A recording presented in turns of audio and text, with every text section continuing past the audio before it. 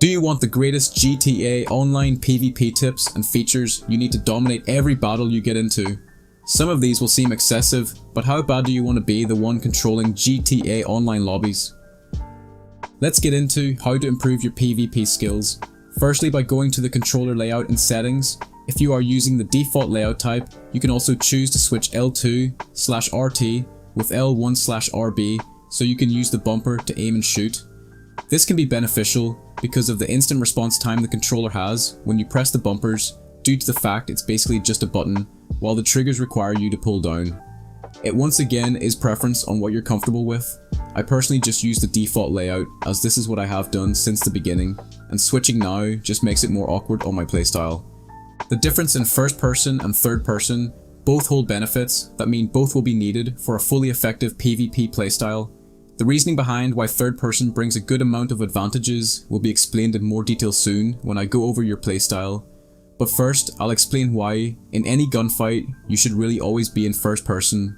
First and foremost, guns actually have less recoil in first person than in third, which is what makes the Combat MG so OP when used in first person, especially at long distances.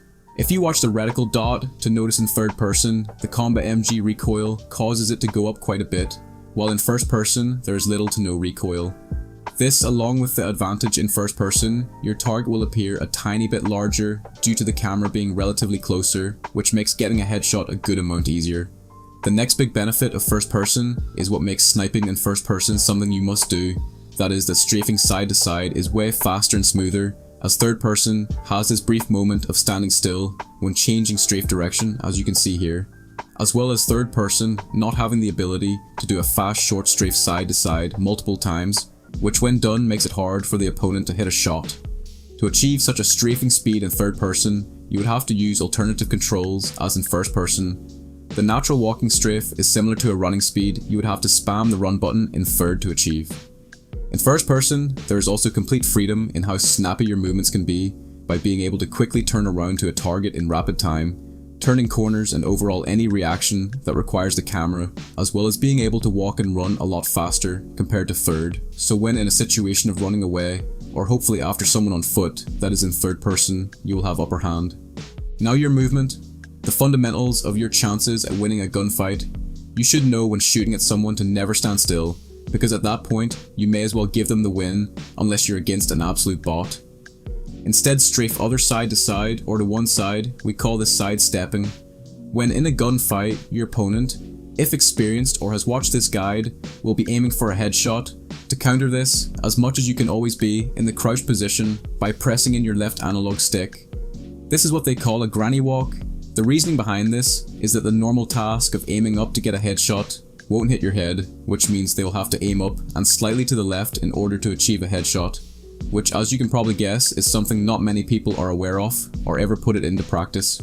Combine this with sidestepping to the left, makes it a whole lot harder for your opponent to get the kill, due to the fact even though the enemy is locking onto you, their aiming dot won't be able to necessarily keep up with you unless they manually aim a lot faster to the left. Just keep in note, experienced combat players will also be doing this. Luckily, it's fairly easy to see if someone is doing the granny walk, and with practice, you will learn to naturally have a reaction to aim up and to the left. I will be going over how to hit perfect headshots in the next subsection. The next part of movement is rolling. The art of rolling is the one move you have to break your opponent's lock on aim to give you a chance and taking the lead of firing the most shots into their skull. It's best to always roll second, especially against experienced PvPers, which I will explain now. Rolling first not only breaks your locked on aim, but it only gives you time to shoot about 2 bullets at your enemy until they then also roll, although they will have the advantage of locking on quicker due to the short time you have to wait before you can roll again, and this time does not affect the opponent that rolled second, due to it happening when you are rolling again and unable to shoot. Rolling second pretty much means you get more bullets into your opponent while they can only get a few into you. Although in free aim, I generally wouldn't recommend rolling, as the enemy can keep shooting you during your roll, since it is all manual aiming. But if you are, then it is best to roll first, as this can catch them by surprise, and when they roll as a reaction, you know to be ready to shoot at them during their roll. This will give you a lot more damage dealt towards them. Rolling backwards is always quicker than rolling to the side, which means more time for you to shoot your opponent before they can roll again. The best combat roll you can actually do is a glitched one that ultimately results in a fast backward spin that for the first half rolls you to the right, but then does a rapid glitched body turn to the left. This happens really fast and makes your opponent lose their aim on you for a second. The way to do this is by rolling backwards and doing a U type of motion on the analog stick when your character is kind of sitting down on the ground. I will have a controller on screen so you can watch me as I do it, but you pull the analog right down to do the backwards roll and keep holding it down until your character sits on the ground, and then finish the other half of the U up the right side of the analog. If your character glitches out, then you have done this correct. It may take a few tries to have it happen, but keep practicing this as much as you can, and then include it in your PvP gunfights. Let's move on to shooting. You want to always go for headshots. The only time you're fine with just hitting body shots is using an automatic weapon at a long range, where aiming for the head will result in a lot of missed shots. I still remember the day the leader of a Greek crew I was in over 7 years ago first taught me the art of simply aiming upwards when shooting at a player, and I kid you not, something so simple has won me 95% of gunfights. It's so surprising just how many players still don't aim for headshots. All you have to do is when you are pressing the left trigger to aim in at the same time, move your right analog upwards. Note the game will offer some resistance due to the auto aim always going for the chest, or so push it up at a good firm strength, and there you have it. A headshot, which is an easy one-shot kill for anyone that is not wearing a bulletproof helmet or using BST. As we stated before, remembering if a player is in the crouched or granny walk position, then aim up and to the left, sort of in a diagonal line to hit their head. This may sound complicated, but once you put it into practice, it honestly becomes second nature, faster than anything else, and the best thing is you can practice on NPCs before even trying it on players. If a player is sidestepping to the left, it's always good practice also to aim the headshots slightly more to the left, as it seems be more accurate headshots. I can't stress this enough that if you aren't aiming for headshots every gunfight, then you have just found the secret recipe to PvP. Enjoy it. Also, when you are shooting at a distance in third person, don't forget to press the right analog in to get that zoomed in effect, which will make the target bigger and a whole lot easier to hit. This can be done in fairly close combat too, to ensure you have full accuracy. Like I said before, at a great distance stick to shooting at their body, as at such a distance, the bullets missed from trying to hit a headshot can be enough to lose you the fight. If you are fighting multiple players at once in a full assisted aim lobby, it's good to use the ability to change target by flicking the right analog stick. This saves you needing to aim out and aim back in by just automatically switching you to the enemy while still aiming with your weapon still firing. This is really just best if the enemy players aren't rolling, which is rare. Always try to eliminate your target with a one shot as much as possible. Free aim lobbies especially, as when firing a lot of bullets, it can cause weapon recoil. Pre-firing when in a situation where you think the player is going to peek from corner or wall can give you that quick headshot kill without even needing to wait until you can auto aim into them. You see this a lot in free aim deathmatches when predicting if a player is going to appear from behind a wall. Using pre-fire can also give you the ability to bluff a player by giving them the illusion you have a line of sight on them, which can cause them to perform the first rollout towards you or change location. Another good way to bluff that I personally use myself is using explosives, using sticky bombs, or the grenade launcher towards an enemy that is camping a certain location can cause them to retreat out of that location, therefore putting them in a vulnerable position to be killed. Of course you want to aim to kill them with the explosives, but even if you don't have a chance at killing them with explosives, having them blow up near the player, quite a lot of times, can cause the player to panic, as for all they know, they're about to get blown up. You can use this tactically to push a player towards a better location in your advantage, whether that be to get high ground, or remove the enemy from a high ground position, as well as if you need to retreat back to get a vehicle or more ammo. Keep explosives and bluffs in your tactic book. Moving on to your playstyle, your camera should be your best friend when it comes to useful tools for PvP. What shows you where your enemy is and all the possible ways they can attack you. Use it to secure a good location that gives you cover from all sides, as well as constantly scanning around during combat for any possible threat of an off-the-radar player, RC drones, or possible enemy attack points you may not have been aware of. You never want to put yourself in a situation you don't have at least one possible escape route. Watch this example. Straight away with the camera, we can see two possible roof access points, which just right after can then see to our right that this leads across to a higher access point for a better attack plan, as well as an area of inner cover. Moving the camera around to check our left side An escape or enemy entrance point is seen as well as a garage area to take cover in if needed. Continuing down the alley, way more information is gathered, another roof access point, various forms of cover, and in the distance, it seems there is more high ground access we could use. Just about 10 steps later, a promising amount of visual camera data is gathered, 4 points of cover to protect from various angles, access onto the high ground point we just spotted, and what seems to be a stretch of high wall cover we can use if being pushed from behind. This is all important to consciously take in, so you're ready for any PvP situation. Next on our left view, another entrance or exit point is spotted, along with high ground access if an enemy is coming through the alley. A high wall perfect for performing a grenade launcher, ricochet kill and 2 points of cover. Nearly at the end, doing an important quick reverse to camera, look to check for any off-radar enemy threats coming from behind, with 4 good sized cover points if that is the case, and our access onto that wall of cover we spotted earlier. Finally, I think you get the idea now, another alleyway with 2 walls of cover that can be used. Of course, there was more alleys and various other points, but this is just a quick example of what your camera needs to be doing. Altogether, our camera collected 7 possible high ground access, 3 escape/entrance points, 20 possibilities of valuable cover, and 1 perfect explosive ricochet spot. I hope you get the hang of what I mean. Using your camera to find the enemy can be done too, whether you are around the corner on the other side of cover or in a high ground/low ground situation. This gives you the ability to see what weapon the player has out, to know what you're up against, as well as letting you know the perfect time to come out and attack them. An example this has helped me is being around the corner of a wall and the split second I noticed my attacker pulling out a sticky bomb. I quickly ran out and headshot him before he had a chance to throw the bomb. When in a battle running to a new location, use the camera to identify any possible ladders, steps or climbing possibilities to secure yourself a better advantage.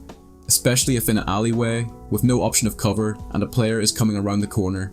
They can use the wall as cover, but unless you have found a route to either move to high ground or leave the area, you will need to fight your way out at a disadvantage of no cover versus cover. But of course, our good friend explosives can win that fight. Basically, don't let your camera just sit in its natural state when not shooting, but instead always be peeking at an angle. You can see the enemy before they can see your character, so you can think first then shoot, instead of shooting and leaving the thinking for last. Having a prediction of the enemy's spawn can be beneficial too. Remember, unless you are in a fight with a lot of different players, it is rare the game will have you spawn directly beside each other, although majority of the time you will spawn just a few blocks down from each other on the same stretch of road, so have your sniper out, ready to snipe the player as soon as they respawn. Or if you are the one that has died, be prepared to quickly jump into first person, if you haven't already, and get into a sniping battle. Depending on where you are on the map, spawn predictions can vary from in the main city, a spawn just around the corner or down the road will almost always happen, but 9 times out of 10, it will always be a situation you can be aiming at the player within under 5 seconds. Always stay on your toes, ready to start firing again. As well, if you are with your friends delivering hell on an opposing team, it is highly likely that if your team is mostly located around Dunn's side of a location, your enemies will spawn at the opposite side or behind your teammates, so a wide spread of map coverage for you and your crew can be good to get a good mix of spawn kills. The final and most important factor of playstyle is evaluating and understanding your enemy's strengths and weaknesses to then use it against them. I am yet to find a player that is great at all strands of PvP. Some examples are their ability in sniping, overall gun skill with ARs and combat rolling, etc., using jets for both dogfights and getting ground kills, use of explosives at any range, and if there are a dirty player or not. You can quickly work out these things after fighting with them for a while, or first watching them in the lobby. Players typically good with the jet will of course be flying jets, snipers love being by the beach. As you have probably figured out, if your opponent isn't good at sniping, then engage mostly in sniping. If they're weaker at gunfighting but are always running to a jet, then keep running and gunning them. Then when they run to their jet, pull out your explosive rounds on the sniper and take him out in seconds. If the player seems to be good at his aim for explosives, then restrain from being in between areas that grenades can bounce down towards you, or being at a distance that leaves you with no chance to shoot them down, but they can shoot the grenade launcher over buildings. Knowing these strengths and weaknesses can be identified by the type of player they overall are. I'll show you the different types. We have the griefers/cargoes destroyers, Basically, the players the community can all have a mutual dislike for, getting cheap kills on defenseless players. Majority of the time, these types of players are not that good and always hide behind MK2 oppressor. There's the noobs, the new or unexperienced players still learning how to drive a car with no interest in PvP.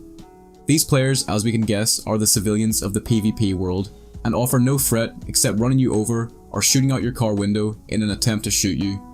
Typically respectable to leave these players alone unless they keep trying their luck on killing you, then feel free to beat them with a bat.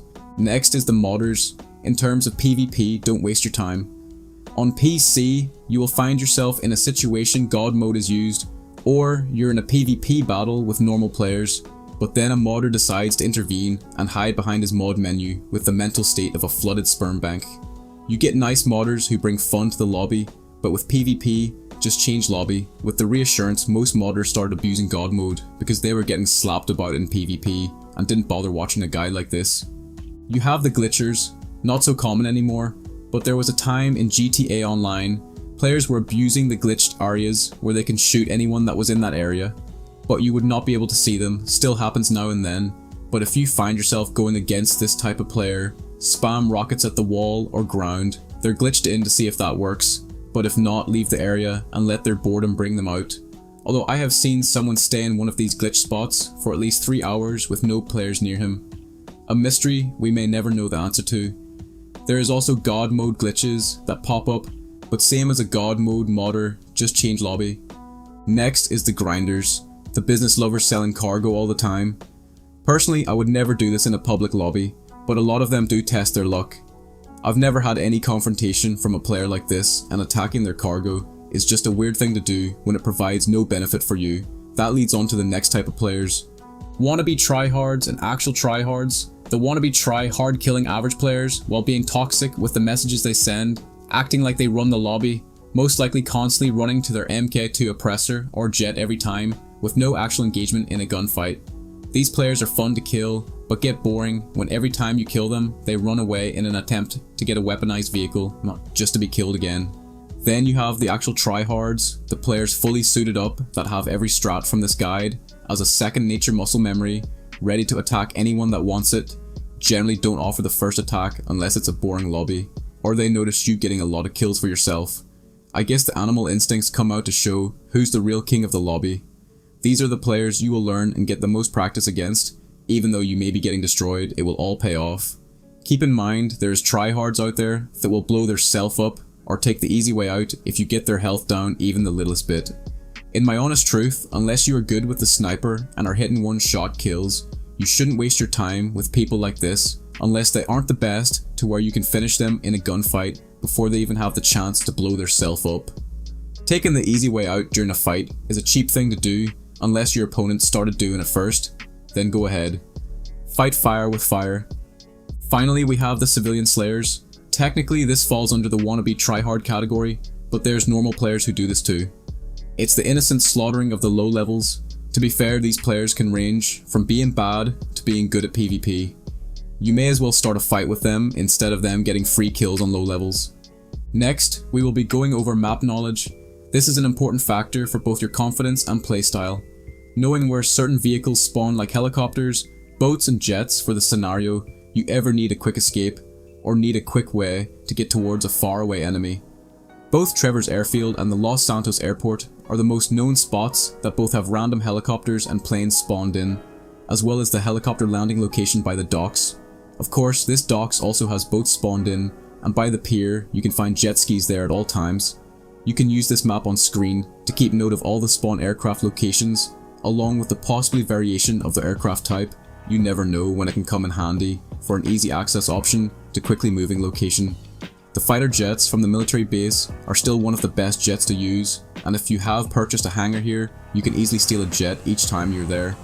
Another part of map knowledge is understanding where hostile NPCs spawn to avoid moving a PvP battle there, and then find yourself getting killed by the NPCs more than the actual player. The 3 gang areas are the most notorious for shooting back, but the multiple police stations will immediately open fire too as soon as you have shot a weapon.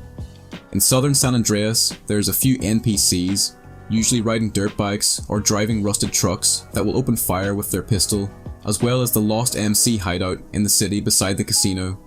These aren't that important to remember, but it can save you the annoyance of getting your health wasted from NPCs, which in a fight can give your opponent an easy kill.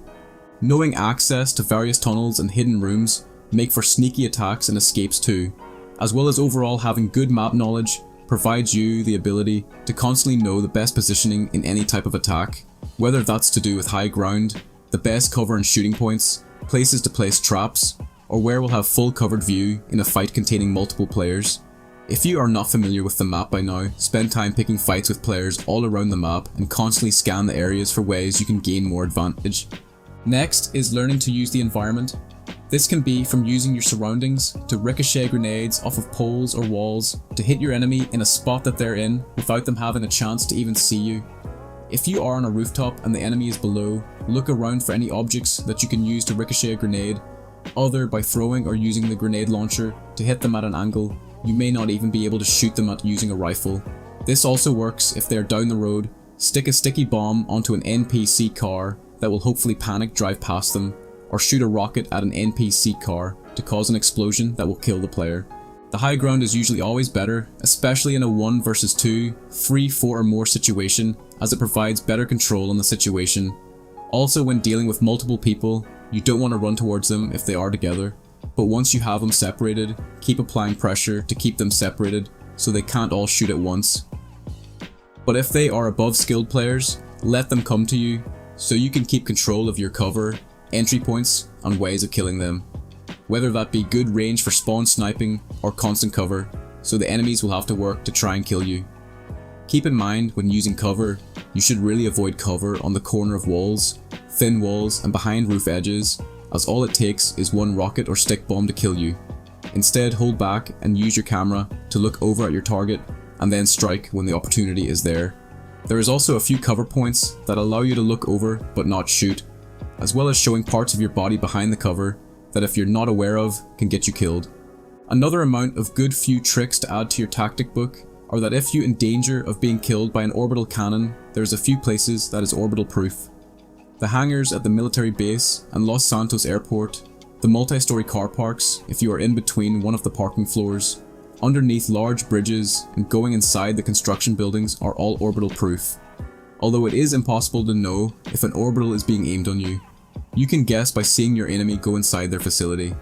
You can also check your respawn location before spawning after dying to a player by pressing pause as soon as you die. This will show where you will spawn before your character physically spawns in, so you can prepare to use the right weapon or movement to get onto your enemy. You can also spam rockets or the grenade launcher towards a location you predict the enemy is going to spawn. Also become a CEO in every fight. This brings so many benefits, such as spawning in vehicles, both air and land, right beside you.